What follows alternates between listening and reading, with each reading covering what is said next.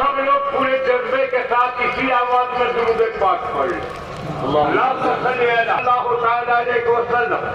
हजरत, आपने उससे आला हजरत का इश्तिहार देखा होगा, पढ़ा होगा, और इस इश्तिहार में सरबराहे खानकाहे रज़विया का जो पैगाम है, बस वही मेरा मौजू है। सरकार मुफ्ती आजम के हवाले से मौजू हजरत सुभानी मियां ने जो आवाज बुलंद की है, उनके दिल की धड़कनों से जो दिलों को तड़पा देने वाली सदा बुलंद हुई है। आज जरूरत इस बात की है कि हर पीर की आवाज वही हो जाए, हर आलिम की वही आवाज हो, हर मुफ्ती की वही आवाज हो, हर मुसलमान की वही आवाज हो, बूढ़ों की वही आवाज, जवानों की वही आवाज, नौजवानों की वही आवाज, बच्चों की वही आवाज। अगर सुभानी मियां की आवाज पूरी कौम की आवाज बन जाए तो इस्लाम पर हमला करने वालों की सारी हिम्मतें सब तोड़ जाएंगी। बेशक बेशक बेशक हक है। सुभान अल्लाह सुभान अल्लाह। बहुत बिल्कुल जरूरत के वक्त सुभानी मियां ने वो आवाज बुलंद करके दुनिया को बता दिया कि आला हजरत के शहजादों की जबान किसी दौर में नहीं होगी। आज की रात सरकार मुफ्ती आजम की रात है, ये उर्से आला हजरत है, मगर जो रात गुजरी वो हुज्जतुल इस्लाम से मंसूब थी। जो दिन गुजरा वो मुफस्सिर आजम और रेहाने मिल्लत से मंसूब। और आज की रात सरकार मुफ्ती आजम से मंसूब। और कल उस शरीफ होगा उस अजीम शख्सियत का कि जिसका सबसे बड़ा कारनामा यह है कि उसने ईमान वालों के ईमान का की हिफाजत फरमाई। सुभान अल्लाह। आज याद करेंगे हम मुफ्ती आजम को। और आज क्या आप लोगों की जिम्मेदारी यहाँ जलसे में इंतजार करना है। तहरीक के लोग इशारे से काम कर, बोले नहीं। बिल्कुल सामने आप डिस्कस करेंगे तो ठीक है। आप ही बैठ जाइए, जो लोग काम से फारिग हुए बैठ जाए, सामने न करो।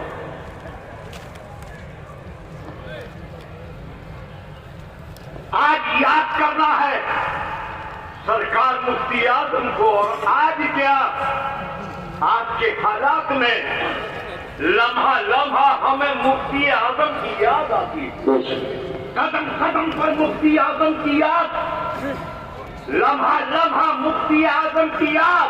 जब कभी इस्लाम की कोई शहजादी दुश्मनों के चुंगल में फंसकर और शैतानी इश्क का शिकार होकर इस्लाम से मुर्तद होती है तो याद आते हैं मुफ्ती आजम, जिन्होंने घर से कदम निकालकर 4.5 लाख मुर्तद होने वालों के ईमान को। बेशक बेशक। सुभान अल्लाह सुभान अल्लाह। कसम तो नहीं खाइए कि नहीं बोलेंगे? सुभान अल्लाह। सब मिलकर बोलिए। मिंबर वाले भी थोड़ी मोहब्बत दिखाएं, न बोले तो आप पर कोई दबाव नहीं। आप लोग तो अहले इख्तियार हैं, लेकिन थोड़ी मोहब्बत का मुताबिक तो इस मिंबर का हक दिया जाता। क्या है सरकार मुफ्ती आजम? सरकार मुफ्ती आजम वो है कि जिन्होंने बातिल के तूफानों से टकराकर हक़ानियत का झंडा बेशक। ये लफ्ज़ी नहीं, खानगाहों के माहौल में बैठकर मुरीदों के सामने अपनी बड़ाइयों का इजहार करना और बात है, और इस्लाम के दुश्मनों, बातिल के सिपाहियों और बातिल परस्तों की खुफियों से टकराकर नारे हक़ानियत बुलंद करना, ये सिर्फ मुफ्ती आज़म की बात है। सुभान अल्लाह माशाअल्लाह माशाअल्लाह। हक है हक है। सरकार आला हजरत के दौर में उठने वाले कुछ फितने سرکار اعلیٰ حضرت کے وصال کے بعد بھی میدان عمل میں نظر آ رہے تھے اور کچھ فتنے بعد میں اٹھے سرکار اعلیٰ حضرت سرکار اعلیٰ حضرت کے دور کے فتنوں نے سرکار اعلیٰ حضرت نے جنہیں کچل دیا تھا اور عالم یہ تھا وہ رضا کے نیزے کی مار ہے کہ عدو کے سینے میں غار ہے کہ جانا جوئی کا وار ہے کہ یہ وار سے پار ہے مگر اعلیٰ حضرت کے وصال کے بعد ان فتنوں نے پھر سر اٹھایا بازی کری میں ابال آیا اور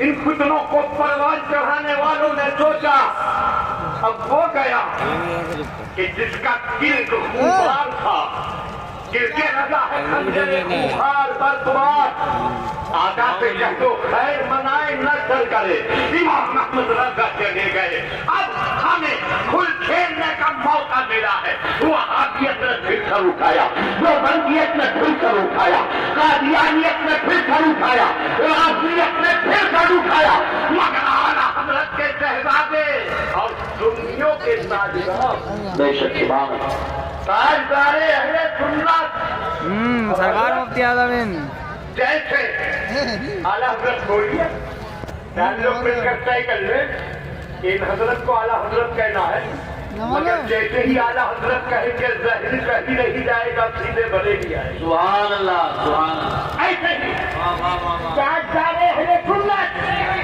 چاہے کوئی کسی کے سر چپکانے کی کوشش کرے مگر جب تاجدار اہل سنت بولا جائے گا تو ظاہر قربت مفتی اعظم کا سوال کرتا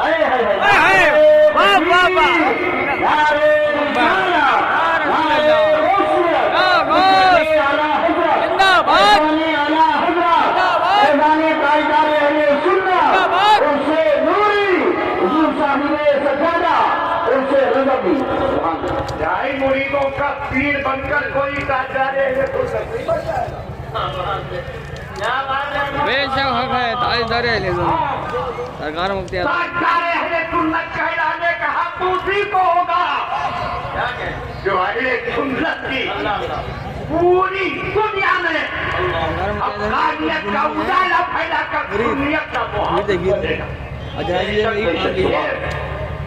مقام ہے تو صرف مفتی اعظم ہند کا بے شک وہ نائب غوث اعظم ہیں بے شک وہ ہم کبھی ہے غوث اعظم ہیں بے شک وہ اپنے دور کے قطب عالم ہیں مگر یہ بھی ذہن میں رکھیے بالکل وجہ طور پر ساری سنیوں کے سلطان تاجدار اہل سنت بے شک یہ نہیں بریلی کے اسٹیج پر یہ کہیں جہاں جائیں گے یہی کہیں گے اور حق یہ ہے کہ جو اعلیٰ حضرت والا ہوتا ہے وہ جو بریلی میں بولتا ہے وہی رامپور میں بولتا ہے وہی مراد آباد میں بولتا ہے وہی بدایوں میں بولتا ہے وہی لکھنؤ میں بولتا ہے وہی سارے جہاں ہاں وہ تقریر تو سنا رہا تو تاجدار اہل سنت نے سرکار مفتی اعظم نے اعلیٰ حضرت کے بعد کھڑے ہو کر اعلان کیا کہ اے باطل پرستو اے وہابیوں دیوبندیوں اے رافضیوں اے قادیانیوں اے سنت کنیوں یہ مت سمجھنا کہ احمد رضا چلا گیا تو اب ہم کو فتنے جگانے کا موقع مل گیا احمد رضا کا شہزادہ زندہ ہے اور پھر مفتی اعظم نے صرف قلم سے ہی نہیں بلکہ پتی جا کر وجہ کی کے سیلاب کو بے شک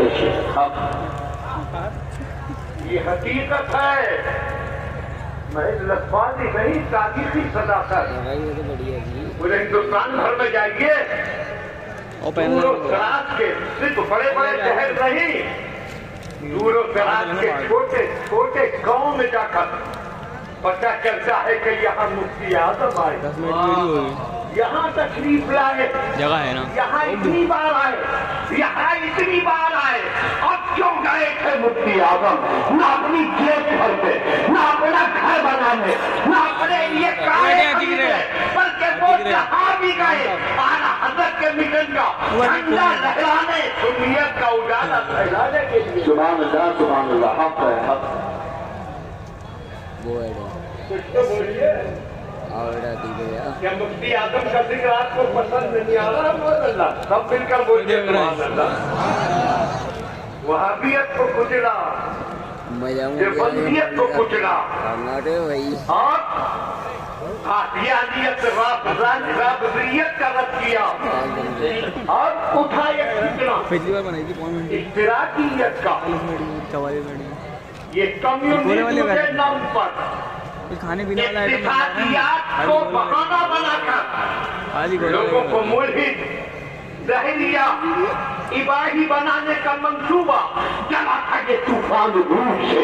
और क्योंकि हमारा मुल्क रूस ही का जेर असर था, इसलिए इस फितने ने इत्तेफाकियात के हवाले से इस मुल्क में भी पाँव फैलाए और जब इश्तिराकियत के अफराद हिंदुस्तान में फैलना शुरू हुए तो तारीख को उसके खिलाफ किसी ने कलम न उठाया, कलम उठाया तो हम सुन्नियों के ताकत मुफ्ती आजम ने बेशक बेशक, सुभान अल्लाह, हक है, हक है।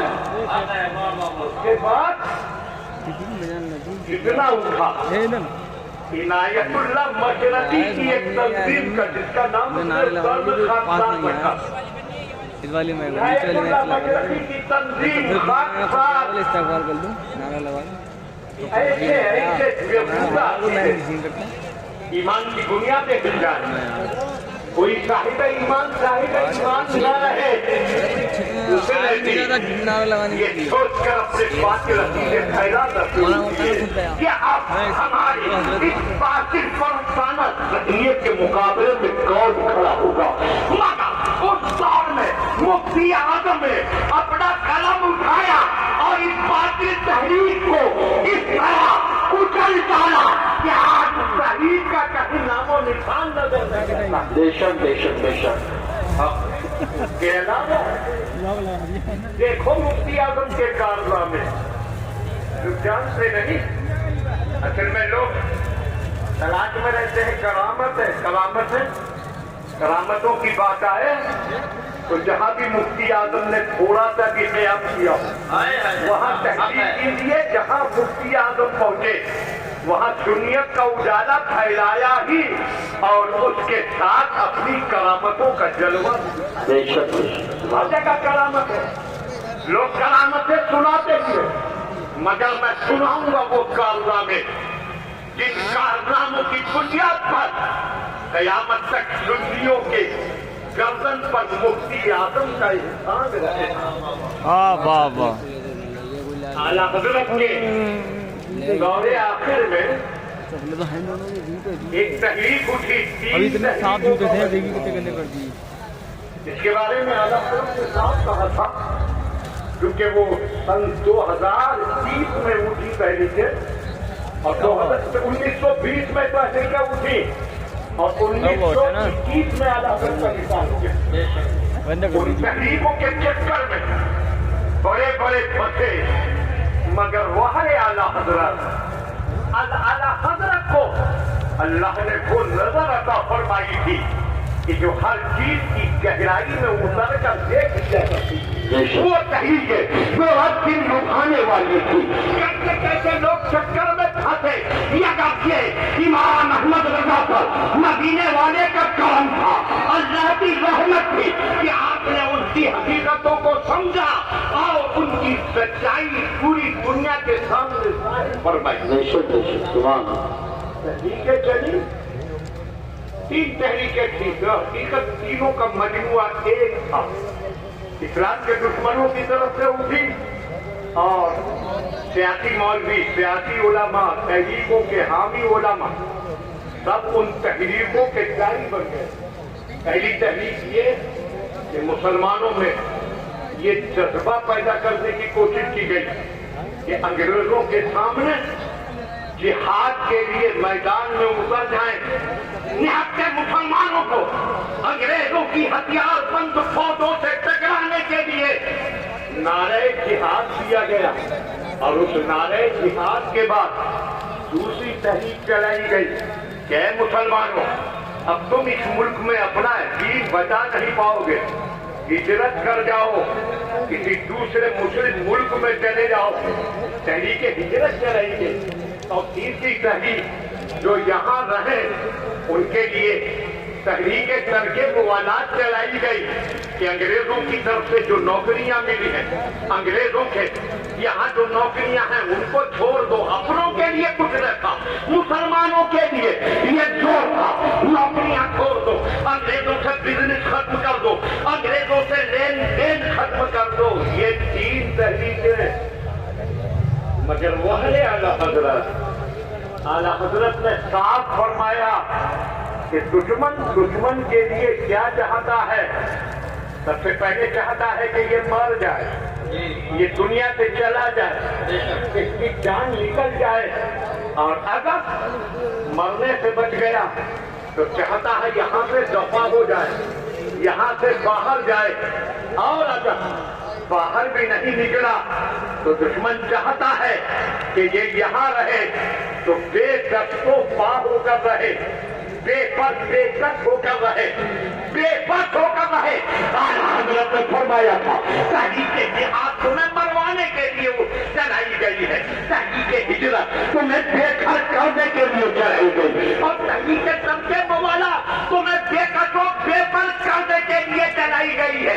आला हजरत आपका हिसाब हिंदुस्तानी मुसलमान कभी नहीं भूलेगा। अगर आपने इन तहरीकों की कदी न खोली होगी, इन तहरीकों की हकीकत न